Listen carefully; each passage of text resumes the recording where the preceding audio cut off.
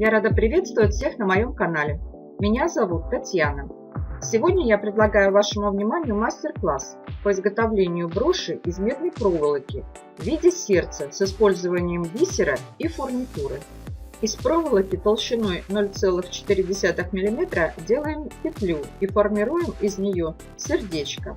Можно использовать проволоку толщиной от 0,4 до 0,6 мм.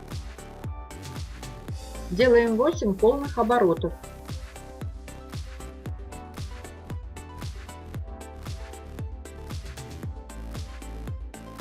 Оставляем свободный конец 30 см.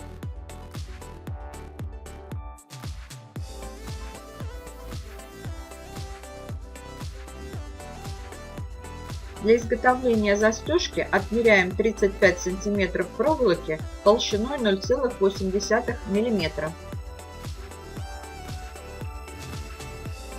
Изгибаем проволоку и скручиваем концы.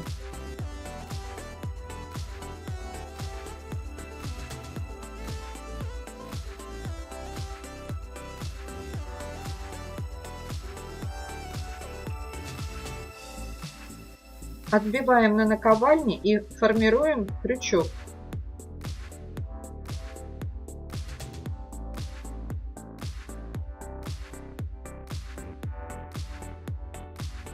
Начинаем прикручивать конец крючка к сердечку, вставив конец в середину сердечка. Делаем один плотный виток, а затем широкими витками обкручиваем сердечко до места формирования иглы. Делаем 3 витка, образуя пружинку, и зацепляем конец за крючок. Откусываем лишнюю проволоку, отгибаем иглу и отбиваем ее на наковальне.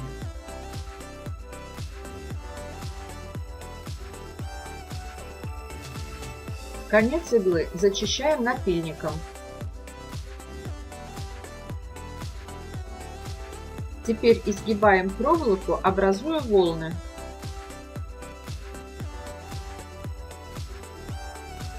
Делаем чернение серной мазью. Как делать чернение, смотрите подсказку. Полируем сердечко войлочным диском с использованием полироли. Осталось украсить сердечко бисером и фурнитурой. Для этого нанизываем на свободный конец бисер и обкручиваем им сердечко. В конце закрепляем проволоку на оборотной стороне и откусываем. Сердце есть у каждого человека. В физическом плане оно у всех заполняется кровью, но духовно оно тоже бывает заполнено.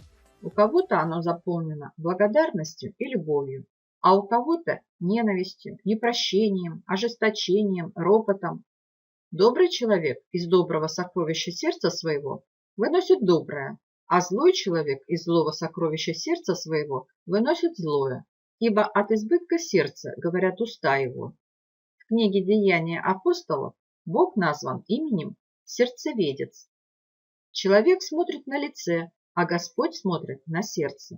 Не случайно заповедь Нового Завета начинается со слов: «Возлюби Господа Бога твоего всем сердцем твоим, всею душою твоей и всем разумением твоим. Сия есть первая и наибольшая заповедь.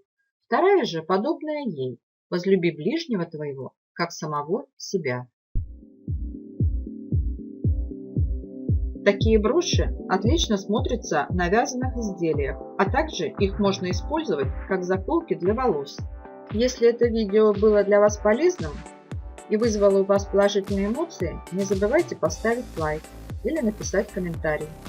А я с вами на этом прощаюсь. До новых встреч, друзья!